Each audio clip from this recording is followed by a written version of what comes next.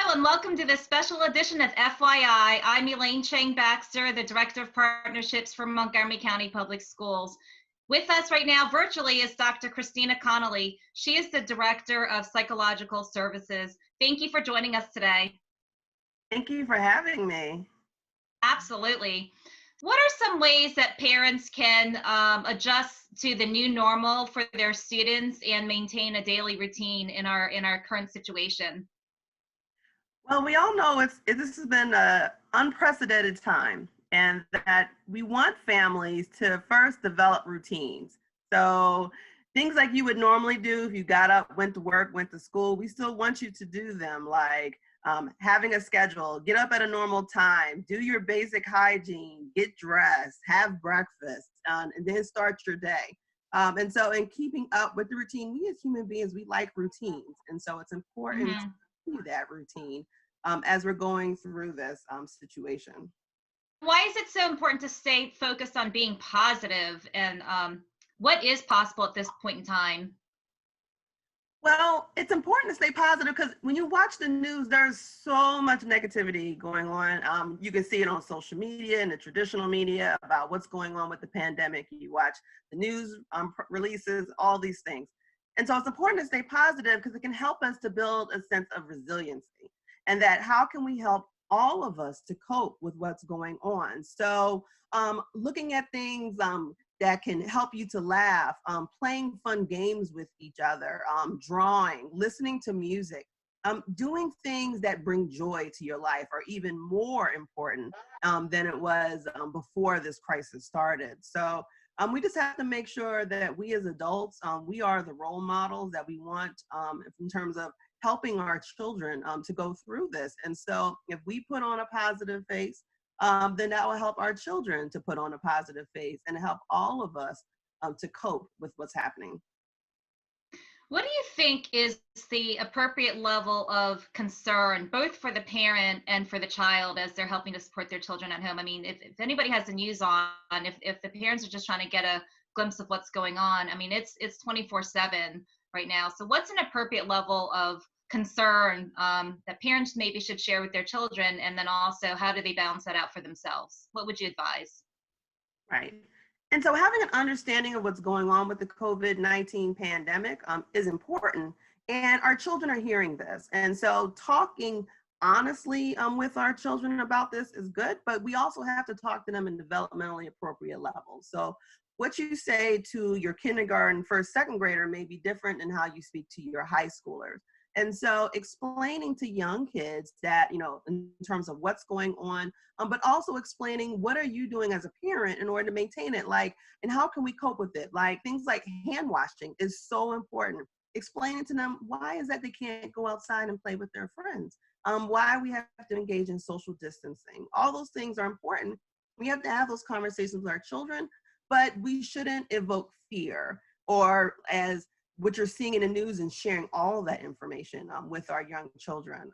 And with elementary schools, like older elementary school kids, you can share a little bit, but still developmentally appropriate how we're sharing it. Middle schoolers, high schoolers, they're on their phones, they're seeing things on social media, so they're gonna have more questions. And so you're gonna have to go through and answer them and help to distinguish between the fake news, the things that people are posting that may not be true, and what are the accurate sources? What are the things that we really do want children to understand and parents to understand? But one of the things that's for me, so I'm a single mom of a fifth grader. And so make sure, so I don't watch the news in front of her. I record it on a DVR and I watch it when she goes to bed. But I also have to make sure I am limiting the amount of news that I'm watching. So I might not watch all of, the news channels and all the local news or 24-hour news networks, because that can create a sense of anxiety. And so we have to make sure we as adults are also limiting what we are exposing ourselves to, because too much concern can lead to issues around anxiety, having rapid heart rate, having trouble breathing, having trouble sleeping, eating too much. So those are all the signs of anxiety. And so what can we do to help ourselves? Because we also have to remember as adults, we have to care for ourselves. We call a concept we call caring for the caregiver. So we can, because it's like kind of like when you're in the airplane, they tell you in emergency, you got to put on your mask first before your child. You have to take care of yourself too. So, and if you're not, then we're not in a place to also take care of our kids. What age is kind of too young? When you brought up developmental ages, you know, we obviously have kindergartners that are in school, that are not in school right now, but they're doing school virtually. So do you have any advice about what age is old enough to share something, or too young, or should parents just trust their best pulse on their own child, you know, individually? See what's going on with your children and look at the questions that they are asking, because now that they're engaged in distance Right. learning, they're going to hear things from other kids. They may hear things from their teachers, and they may come to you with questions. And it's okay to answer them and to answer them honestly. But if they are completely unaware of what's going on, then you may not need to share with them. And again, the older kids, they're seeing things online. So because they have smartphones, Right. so they're going to have even more things. So you're going to have to work with them too, but still in a developmentally appropriate way. I mean, because the biggest thing is, I know for my daughter was, why is that she can't play with her friends outside? And so, and why is that in the house? And so, these are all questions I have to talk to her about, but also explain that, you know, we're doing these things in order to maintain our safety and the safety of others. And so explain them to her, like she understands. It's hard, and it's hard for all of us. But we have to be at a place where we help our kids to know what's going on so that they feel safe, and that what are we doing to help them to cope with this and to build resiliency around these hard times. Do you have any tips, especially since you're a parent? How can parents maintain being a good role model for their kids at this point in time? Well, I would say in terms of trying to be a good role model, making sure that when we're having conversations with our kids, that we remain calm. It's okay to understand what's going on, but it's not okay to freak out and start yelling, screaming, and you're crying, oh my God, I can't believe all this. And, you know, no, don't do that. Stay calm, and working with our children in terms of this, but also again, monitoring what you're watching on TV, monitoring what you're watching on your phones, and being present with your children. And so, and I know it's hard. You get the breaking news, it shows up on your phone, you're looking at it. You know, I have to remind myself to put the phone down, spend time with my kid, play games with her. If I pull up the Nintendo Switch and play whatever new game is out there right now that she's playing, play with that. Or bringing out, I had Clue and Uno and Mancala. And so we're pulling out the game in order to play, in order to make sure that we're not avoiding what's happening, because we don't want to avoid that what's going on outside, but we're showing, you know what, despite all this, we have each other. I love her, you know, and I'm constantly showing, you know, love and affection to my child. And that in talking about how it's okay and us doing things can help them to feel a sense of safety about what's going on. Right. Despite the pandemic that's going on, I think it's great bonding time for families to really get to know each other in a different way, possibly, and have some fun. Do you have any specific advice for parents to use to explain what's actually going on with the pandemic to different age groups? It depends on the age group and depends on your child. And so I would still say follow the prompts of your children and the questions that they bring up. For the really younger kids, if they ask a question, if they have some knowledge about it, and talk with them. With my 5th grader, I have engaged in conversations with her around it because she sees what's going on and she's kind of like, what is this? You know, why aren't I going to school? Why are we doing this virtually? And she's hearing things from her friends. So we've had virtual play dates set up so she can still engage with her. And they're hearing things from their families. And so you have to make sure I'm engaging in that with her to help her to understand. And with the older kids, absolutely. And still having conversations with them around it. And the biggest thing is you have to be honest. We're not avoiding it. We're not saying all this stuff is fake. None of this is going on. But the biggest thing is trying to relate a sense of calm, a sense of safety, a sense of you are doing things in order to help your child to maintain your safety. This is why we're washing our hands. This is why we're social distancing with others. And so, which is why we're trying not to touch our face. And so, you know, I know it's hard. We have to train ourselves not to do it. Hard. So, absolutely. So, what all these things that we're doing in this new normal. Hmm. Okay. How would a parent or a student watching this show know that they actually might be in need of some professional support? What are some signs that, I think I'm okay, but maybe I'm really not okay? When would I know as a student or a parent to seek support for myself or to seek support for a loved one? That's an excellent question. Thank Um, so if you're at a place where you are, again, you're having trouble sleeping, or you're sitting there feeling anxious, your heart rate, maybe you're sitting there sweating, you're constantly thinking about what's going on, being fearful, you don't want to engage in interactions with other people, or maybe you don't want to engage in like play, or you don't want to do your schoolwork. And this has been going on for a few days. This is where you may want to go and see, like, well, maybe I need to go and talk to somebody. And so in your schools, all your schools have assigned school counselors, they have school psychologists that are available to provide support virtually for your children. And so we just want to make sure that families know that there are people out there that are available to help them with what's going on. And even if you just have questions, or maybe you need like some consultation, maybe you're like, well, is this a problem? I don't know, I'm unsure.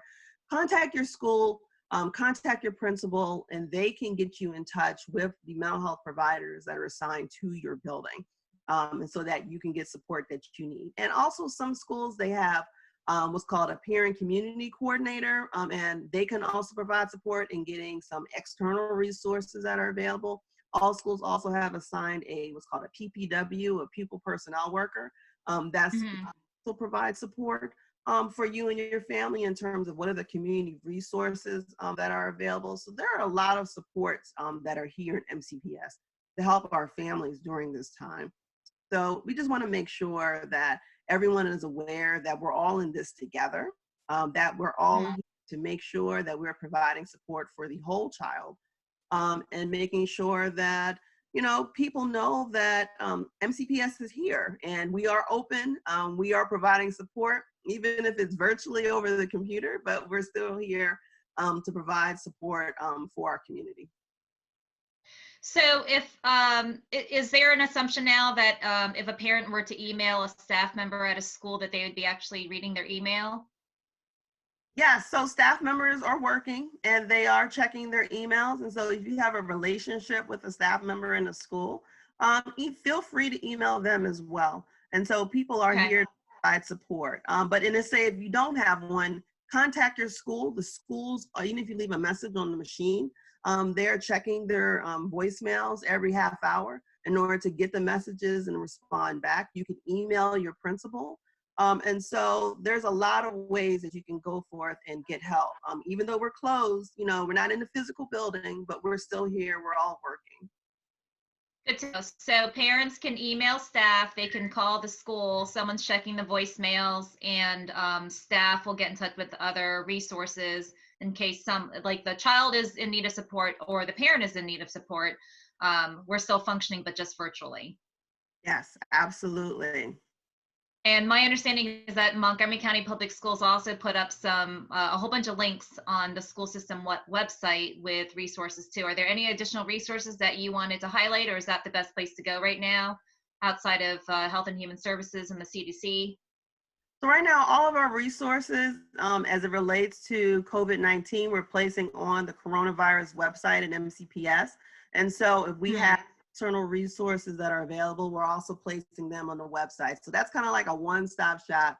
You can go there, you can click on the link to go to the continuity of learning pages if you have questions about the academic schedule, if you have questions about mental health supports, other outside resources, handouts, places where you can go, all of the resources, kind of like a one-stop shop that you can go to and get support that's there. Our other web pages are also up and still available. So if you want to go and look for things, you can still do that.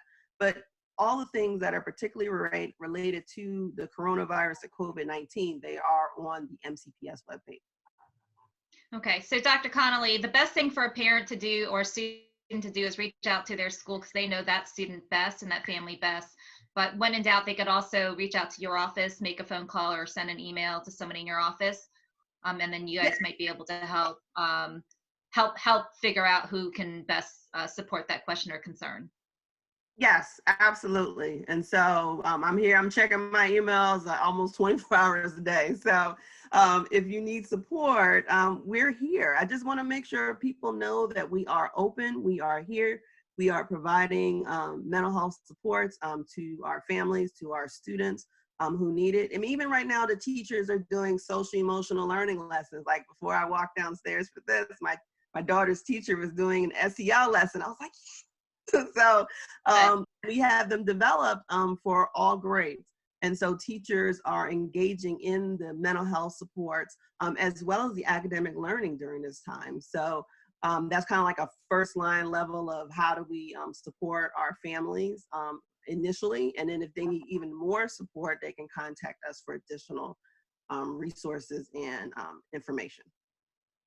Well, Dr. Conolly, thank you so much for your time participating in this virtual conference. I know you're spread thin and busy and helping to support the staff across the school system and the families, but we really appreciate your time. And I actually feel better and more calm after this video conference with you. All right. Well, thank you very much. Thank you for having me. I greatly appreciate it. Absolutely. And I'm Elaine Chang-Baxter. I'm the Director of Partnerships. Join us next time on FYI.